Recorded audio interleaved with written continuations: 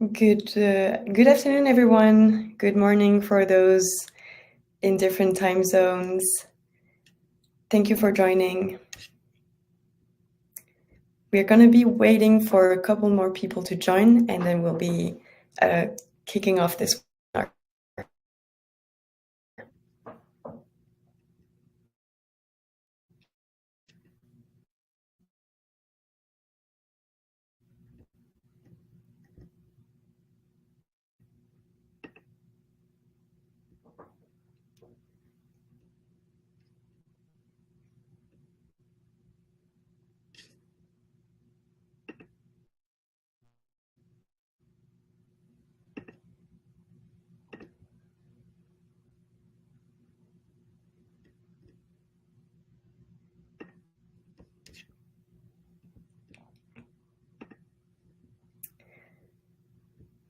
Hi, everyone. Okay.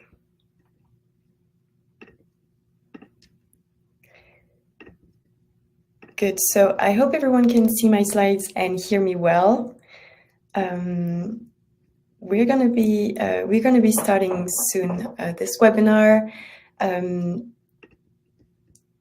So thank you, everyone. Hello to Greece. I think we're all over the world here. Okay, perfect. So we have 45 minutes ahead of us to discuss this hot topic of CBAM compliance.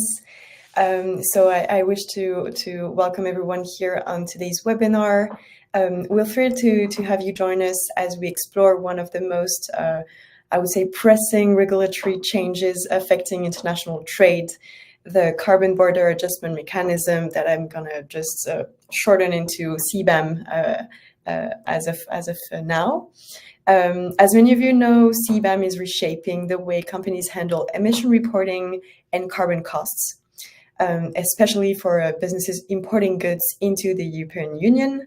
So here, I think we have a lot of European fellows companies, but as well, we'll see that CBAM is definitely having a broader, wider impact across its border, if we can say we have borders. Because we have here a Swiss company, so it's really right in the center of European Union. Today we'll not only break down how CBAM works and the financial implications for your business, but we'll also dive into a real-world case study to see how companies are already tackling compliance effectively. So for that, I have the honor to host Miroslav Novotny, Project and Sustainability Manager at Econia Group. Hello, everyone. Thank you so much for joining, Miroslav. And on my end, so my name is Noémie Billion. I am an account executive and US business development leader for Greenly. So really happy to be joining today, and I've been doing the offer development for CBAM. So I've been coming across a lot of our suppliers and EU declarants situations that we're happy to share today.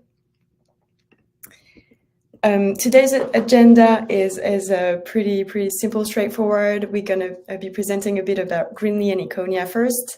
Then we'd like to explore why CBAM matters to you, to your specific situation. And I'm going to be touching a bit on the Greenly CBAM solution to streamline reporting. And we'll be wrapping up with some final thoughts in conclusion. To start with, we're really in this situation of sustainability and carbon tracking becoming mainstream and universal, and this forever kind of evolving regulatory landscape. I've cited here some of them. I'm sure a lot of you know about the CSRD, but CBAM is definitely having kind of a similar impact in terms of number of companies that are impacted. And as I'm based in New York and working in the US, I could here select some of the regulation that hopefully will stay in the coming years.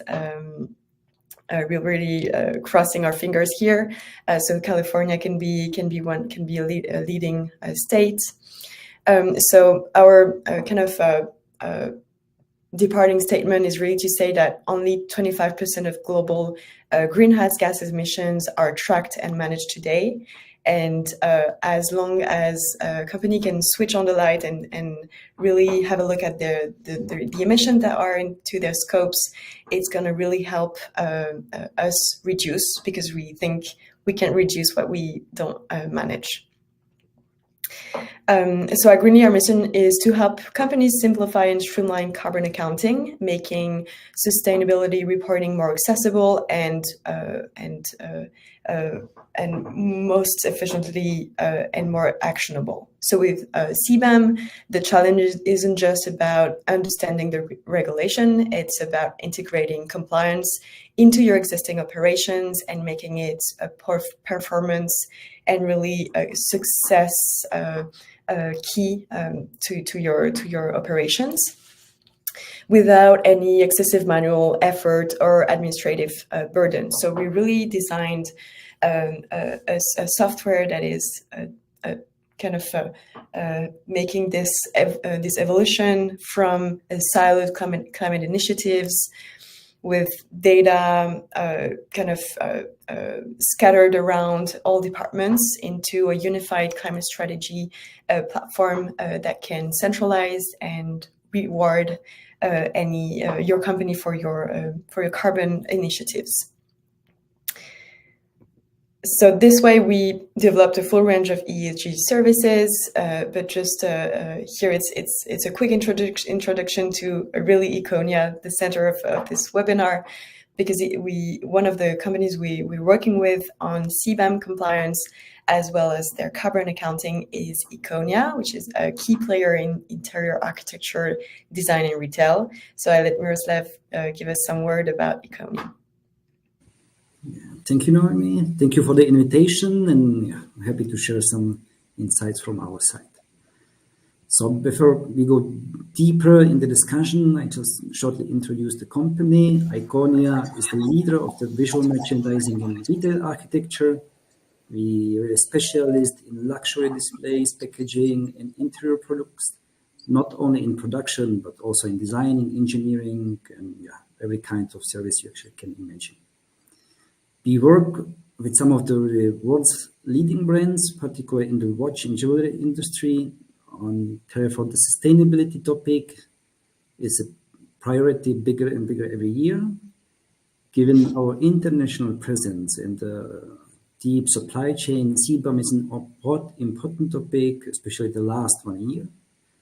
So I am happy to dive deeper with Noemi and give you some key points.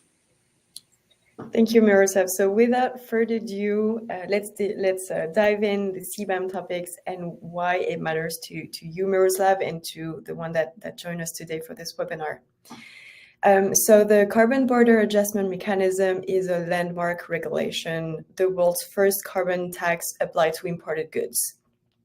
So the first point I wanted to make is that the timeline is ambitious and it underscores the urgency for businesses to act, I would say, really immediately. The urgency is really there. First point is that CBAM is already in motion. In 2005, the EU ETS, so emission trading system, was launched, setting annual carbon caps. And then in 2023, the CBAM officially came into force. So it targeted emission-intensive goods like iron, steel, aluminum, electricity, fertilizer, hydrogen, and cement. So all these carbon-intensive goods imported to Europe that from non-European countries are targeted. Key milestone ahead. Q1 2025 is really an important and key moment in the CBAM implementation timeline, because CBAM reporting becomes stricter. It now requires to use the EU-specific methods that is limiting estimations to 20% of declared values. We'll see a bit after how we can get there. what's happening if your supplier is giving you estimations. So all those concerns, we're going to be tackling them in this webinar. In 2026, the transition period ends. So it's where penalties are starting. Penalties already started, actually, in reality. But now penalties will start really in 2026 with penalties up to €100 per missing CBAM certificate. So certificates are kind of right to pollute that a company needs to buy for its imported emissions. And random audits will be enforced as well with compliance. In 2026, importers will need to engage their suppliers, secure third-party validation, and begin mandatory payments as free allowances are gradually eliminated. So more and more carbon emissions will be covered and will need to be covered by certificates. The full implementation is expected to be by 2030 to 2034. So CBAM will expand to all EU ETS final goods, which is a bit concerning with the phased removal of free allocation running parallel to CBAM's broader application. So this timeline is ambitious, and it's really embodying why it should matter to you, because delaying action risks non-compliance, heavy penalties, and increased import costs. So proactive business, on the other hand, will be avoiding fines and audits, strengthen supplier relationships to ensure compliance, and build resilience and gain competitive edge on sustainability leaders, which we have one today with us. So it's great to have this example.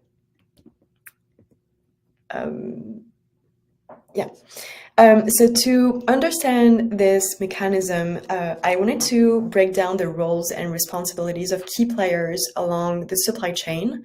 So if you take just like an example of a supply chain of steel, for example, from suppliers outside the European Union to the final CBAM declarants. So we can see here the complexity of the players that are involved in this process.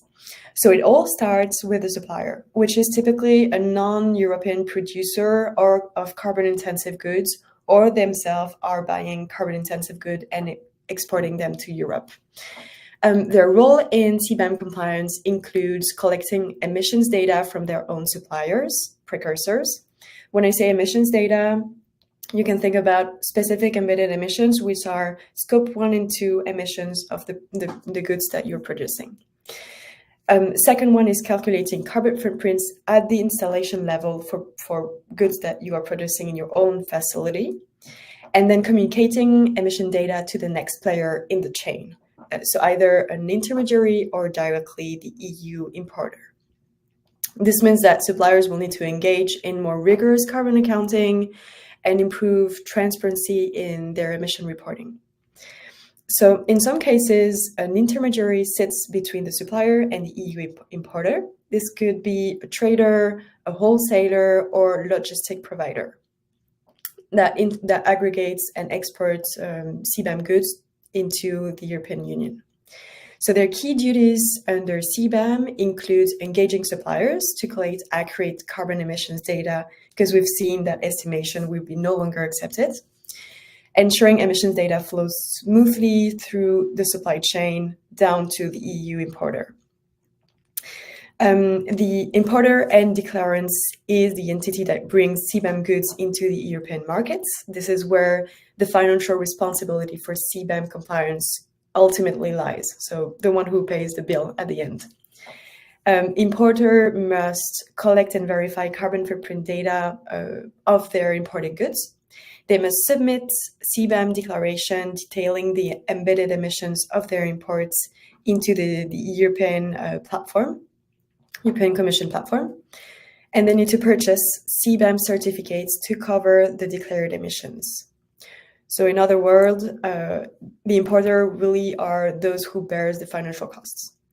And finally, the European Union is responsible for collecting emissions declaration from EU importers, verifying reported carbon footprint, and taxing importer based on their declared emissions by requiring them to purchase CBAM certificates. So this is kind of the role play of actors, and we can see that it's a bit complex. As CBAM progressively rolls out, it's kind of crucial to understand where the financial risks are underlying in this process. So the cost of compliance is rising, and failing to anticipate these changes could significantly affect your bottom line. One of the most important shifts happening under CBAM is the gradual elimination of free allowances. This means that by 2034, EU importers will have to fully cover their specific embedded emissions through CBAM certificates without any subsidies or exemptions. CBAM certificate prices are closely linked to the EU ETS carbon price. And this price is projected to increase significantly over the next decade, so price of a ton of carbon. For industries like steel, for example, it can resonate with multiplication by 2 of the cost of importing 1 ton of hot strip steel, for example. So it's a bit huge. And while CBAM initially covers industries such as steel, cement, etc., we've seen that, the regulation is expected to expand in the coming years, including ceramics, textiles, and plastics, and taking this into scope. So further broadening the compliance requirements for business operating in these sectors. So it's important to stay ahead if you are concerned by these sectors. Now, why is CBAM crucial to you? From what I could see in the conversation I had in the US, in the UK, it's really a pivotal shift in how businesses are operating in the European Union approach emissions and imports. So understanding its importance is key to mitigating risk and unlocking potential advantages. First key risk is fines and penalties. So starting 2026, non-compliance will result in severe financial penalties ranging from 10 to 50 euros per ton of unreported emissions. And in the effective phase, by 2026, it's going to be 100 euro per missing certificate. So there's a financial risk management that needs to come into place here. And then there are risks regarding reputation and competitiveness. I even had companies in the UK kind of wondering if they will continue doing business with Europe regarding this. So proactive in decarbonization strategy and trajectory is really a strategic decision to make today. Because companies that will embrace this shift will gain a competitive edge in a carbon-conscious marketplace. So we're so lucky to have today with us an illustration of, in a real business context, of those challenges. So I want to hear, Miroslav, can you elaborate on your CBAM's challenges in the context of Econia's activity in Europe? Sure. So, if you have seen on the previous slides, CBAM is something we cannot ignore, even if we are just a supplier. So our products mainly done by MDF, wood, injection plastic. Sometimes the designs and the functions require that is out of steel. As we have 2 production sites, one in Italy, one in China, it's pretty clear that whenever we produce in China, in combination of use of steel, we need to do a CBAM calculation. There is no exception. It needs to be done. Actually, everything we produce in China have some kind of regulations. So we kind of used to it. We need to do EUDR regulations, REACH, and all the others. While we already set up quite pretty well for all the other regulations, CBAM came a little bit like late on our table, and we were a little bit surprised. So we had a little bit stressful time in the first quarter to submit all the data. Luckily, as Noemi already mentioned, we started a year ago already with carbon accounting in Greenly. So we had like a base where we could find basements and had a partner that we can contact for guidance and for help. I mean, without this, probably most of you know the feeling when you first time open the CBAM calculation sheet and you just think, oh my God, what do I do? So we tried like for 1 week to handle the CBAM calculation sheet, then we kind of not give up, but that we go back to Greenly and could make a smooth agreement that Greenly did for us the first CBAM calculation sheet.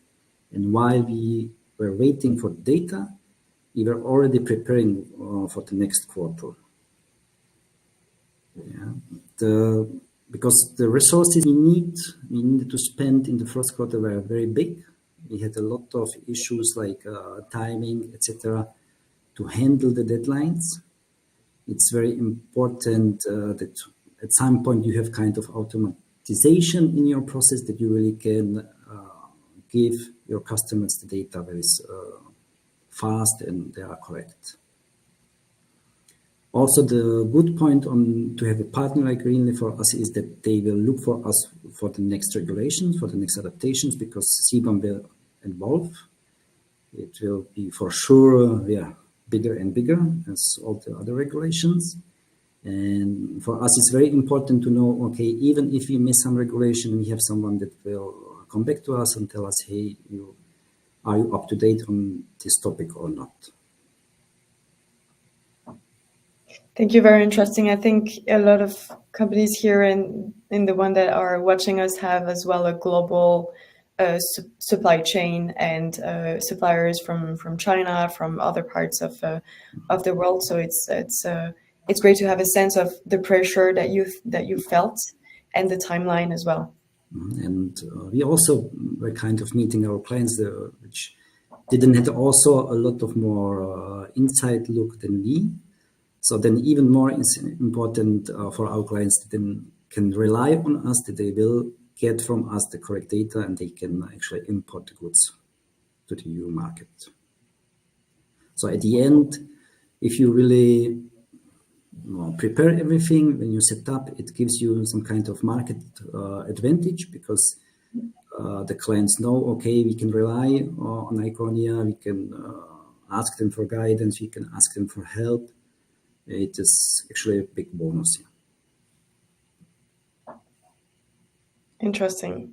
A real example of companies showing leadership here and illustrating that it's a real key differentiator and competitive advantage. Thank you. Of course. Should I go to the next slide? Yes, please. Okay. So on this one, I wanted to make a couple points on the complexity. Every company has its own situation and complexity, but I've kind of tried to centralize here the most common that I could come across. Because navigating CBAM is no small feat for businesses. Its complexity arises from challenges in three main areas. There's the CBAM preparation, the data management, and the reporting. So let's kind of break this down together. First, CBAM preparation is inherently complex. For many companies, identifying which products fall under CBAM compliance is unclear and time-consuming because it's really easy to say it's steel, aluminium, and cement products, but a lot of products actually embed those components, but are not necessarily coming into under the CBAM scope. The CBAM scope is really well defined by CN codes, but then again, a lot of companies don't really know the CN codes that they're shipping to Europe, so it's part of the complexity. On top of that, purchasing and financial teams often lack awareness on these regulations. I often get a really surprising reaction of people not aware of, not even aware of this regulation coming into force, kind of wondering if this is going to be postponed in some ways. You really hear a lack of awareness, and if that wasn't enough, the legislation is constantly evolving, making it hard to keep up with. That's something you mentioned, Miroslav. To have someone that can do intelligence on regulation is really important. Then let's talk about supplier data challenges. With evolving purchases and new suppliers, the compliance landscape is always kind of shifting, and retrieving accurate emissions data from multiple suppliers in multiple geographies, in Asia, in America, etc., is really overwhelming, and sometimes suppliers fail to provide the necessary reports, leaving data gaps. So this is one particular point that we are experiencing with our clients, and no worries, your CBAM local authority will take some actions to verify that you put on the right efforts to make sure to have the data from your suppliers. And looking at different criteria, then they will assess if the lack of data from the suppliers is coming from your lack of effort or from the actual supplier. And finally, there's the quarterly reporting aspect. That is a heavy lift. Preparing CBAM reports, even quarter, demands significant time and effort.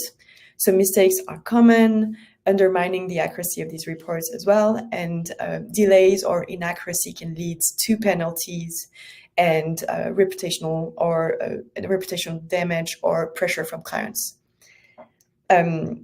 And here, so this is kind of the complexity that I've seen, but I really want here Miroslav to give us an idea of what those challenges really look like in the real in real context.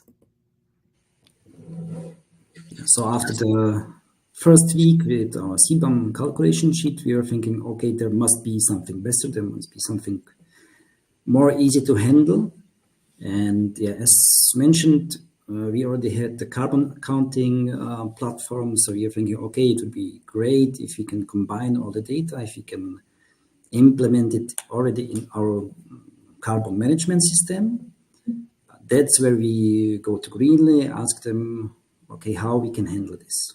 On one hand, we really play like two games at once. We were adjusting our processes, we were adjusting our platform, and while Greenly were doing the calculations.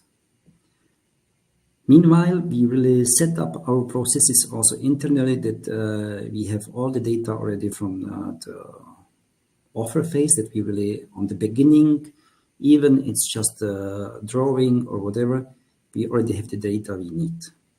We can implement it in our accounting system. We can do the calculations, and from the 1 week where we actually could not do any single calculations, we are now approximately on 5 minutes for one CBAM calculation. So it really matters how you prepare, how your data are. If you don't have the data, you need to go to the suppliers or make assumptions. But the most important, really, you have the tools and you have the information from the beginning. Otherwise, you will lose a lot of time, a lot of resources at the end. Thank you. And I just wanted to take a couple of questions here. And if you have any take on that as well, Miroslav, happy to have you jump in. We have a first one on the minimum of material where CBAM applies. If metal, it says 5% of the total product, and the rest is not CBAM regulated. So it's, Stuart, thank you for your question. Maybe Miroslav, you had this kind of the same situation with your products, some that are embedding CBAM goods and other that didn't. And it's actually, the answer here is really to always refer yourself to the CN codes of the product that you are importing or exporting, depending on your situation. Miroslav, can you share maybe how you could find the CN codes of the product that were falling under the CBAM regulation? Yeah, this is our logistic department, so I cannot tell you the details, but for each our product, we make a material composition in the beginning. So from the beginning, we know, okay, my product has 60% steel, 40% cardboard, and from the very beginning, we know I will need to do the CBAM regulation. But it's really for us, we give our logistic, our material composition, our logistic department give us the HS code, and then we know before we ship the goods, do we need a calculation or not. Good point. Yes, and I think it's giving a bit of elements of answer as well to Karen Lemden questions here. How is the easiest way to understand CN codes? Well, to understand how they are produced, won't give any take on that, but definitely logistic department is your go-to to understand the CN codes that you are shipping to Europe, if any, or if of that you are importing. Then we have in the 15 minutes remaining, I am very happy to present the solution that Greenly could design and develop to streamline reporting. So the thing is that CBAM compliance is not just about paying for emissions. It's really about managing a complex reporting process that involves gathering supplier data, ensuring accuracy, and submitting reports in the required formats. So it usually can take, as Miroslav said, a lot of time, weeks to understand even the big European templates, understand where you need to input information, and then when you come across specific embedded emissions, and you never computed your own scope 1 and 2, you have no idea what it looks like. You don't know what are the scopes of those emissions. So we kind of reduce this time to just a few hours with a unified platform that centralizes suppliers' ESG data, including CBAM relevant emissions, where compliance becomes scalable, basically. And so the first step to faster CBAM compliance is eliminating manual data entry.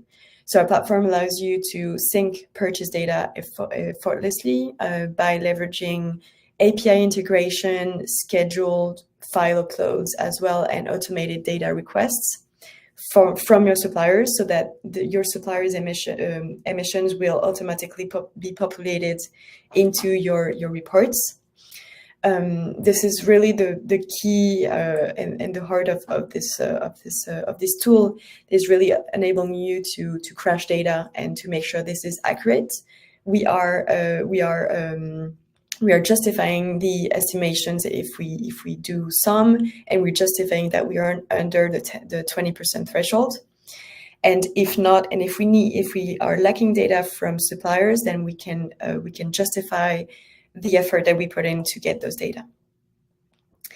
One of the biggest bottlenecks of CBAM reporting is getting reliable emissions data from suppliers. So here, a platform helps you accelerate supplier data retrieval with tailored surveys and automated follow-ups, because we are aware that a lot of suppliers don't measure their scope 1 and 2 emissions. They have their core business to deal with, and some are reluctant to answer to questionnaires or to give some data about their emissions. So the idea here is to give them access to a questionnaire to assess their scope 1 and 2 emissions from their goods.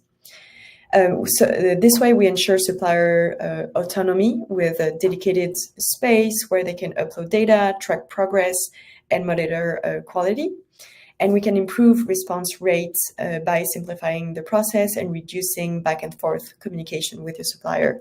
The idea here is really to make the most of this platform and to make sure that we put in the effort to show the European Commission I did everything I could, really put in the effort and managed my compliance.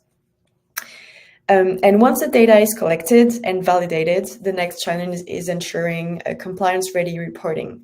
So our platform generates quarterly CBAM reports in XML format that you can just drag and drop into the EU portal submission.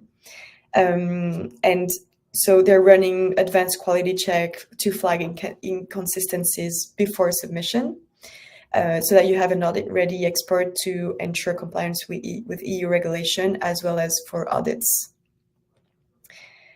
One of the, I think I wanted to kind of touch on as well, more specifically the supplier engagement. That is a real complexity for CBAM. It's important to note that European importer must demonstrate that they have made many reasonable efforts to collect all the required data. So your local CBAM authority for each country in Europe, CBAM is kind of enforced its own way.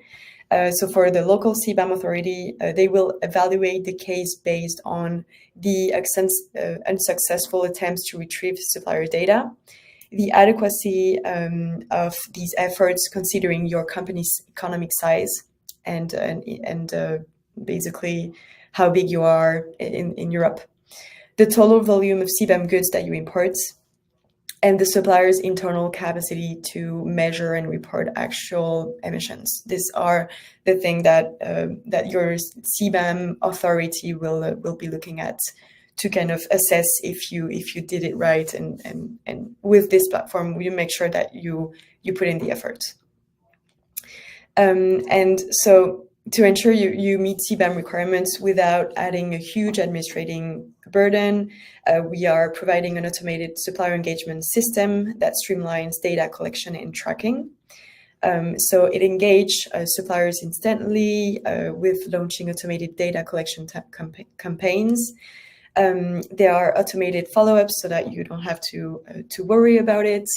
It's sending automatic reminders to suppliers with specifying deadlines and the fact that it's important to you and to your end customer that you are both you and your supplier serving.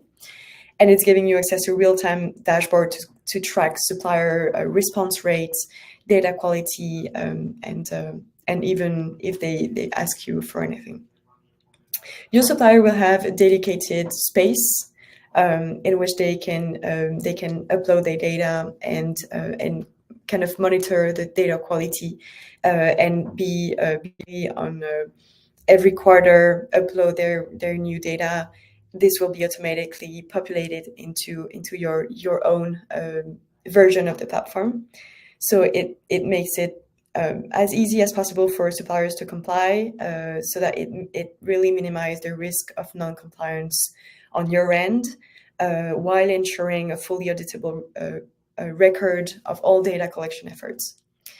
And the last point I wanted to make here is that the final reports can be tailored for your specific customers. So if with different volume that you are imported or exporting.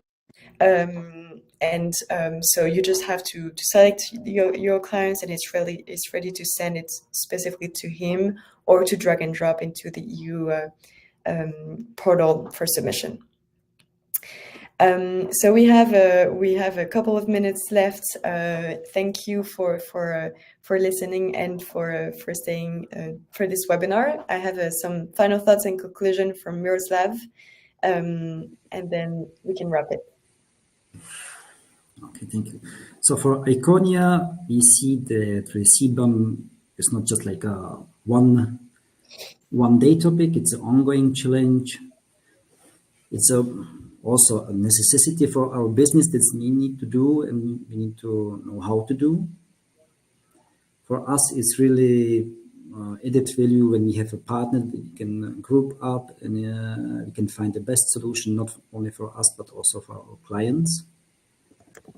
And yeah, we need to really have a look on the CBAM regulation, also on the others, even if it's just a small part of the sustainability, because every regulation is evolving, not only CBAM, and we just need to comply to give our clients the best service and the best information we can.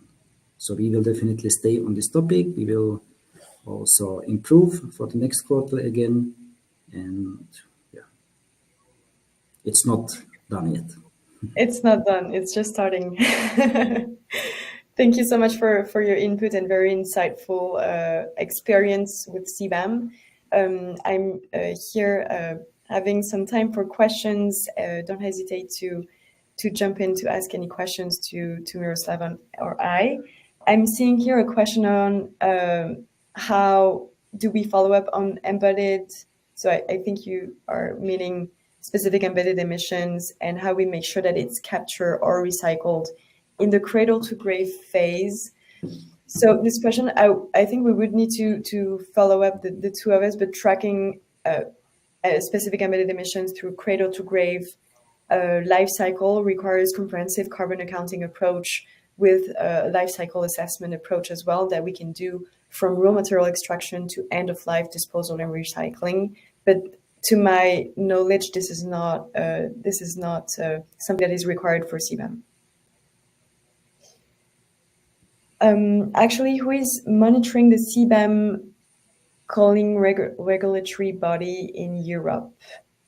Does IFRS allow to recording such valuation in the audited financial statement?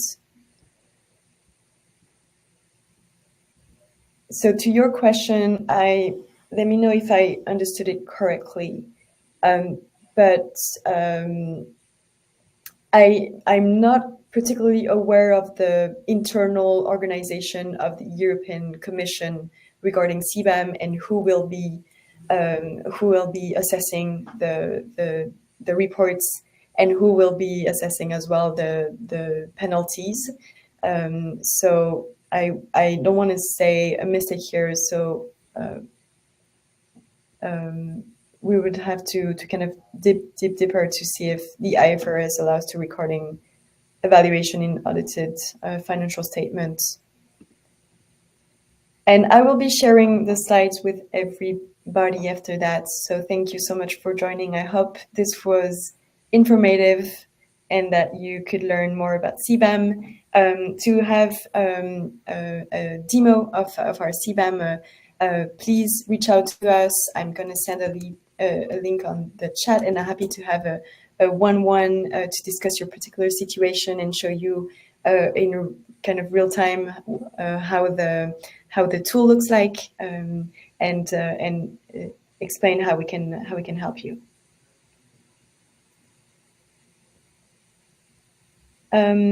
Charles, so your question, starting from 2026 and the feedback we get from clients is that they aren't incentivized to report on real values, given that they have to acquire CBAM certificate equivalents to only 3.5% of embedded emissions.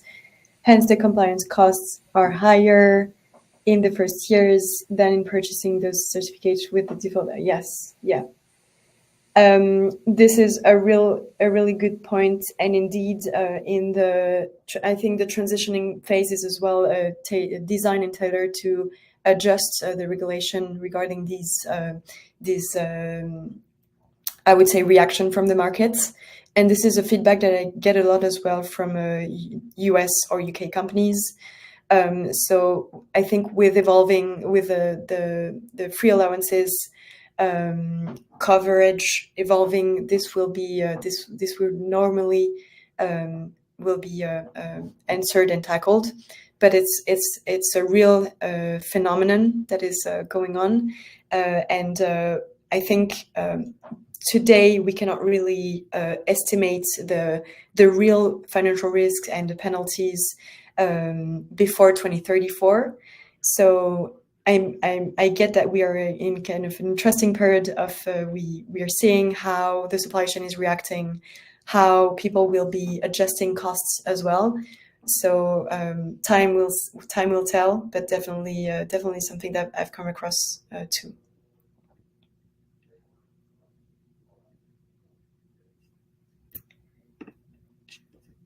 And if I don't have any further questions, I think we can wrap up. Thank you so much, Miroslav, for joining us today. I hope everyone learned a lot. If you have any further questions, I'm going to put my email in the chat. Don't hesitate to reach out. I'm here for that so that we can have a bit more time. I know Green is hosting another webinar right after, so I don't want to have too much time here. Thank you so much, everyone. Thank you, Miroslav. Bye-bye. Bye.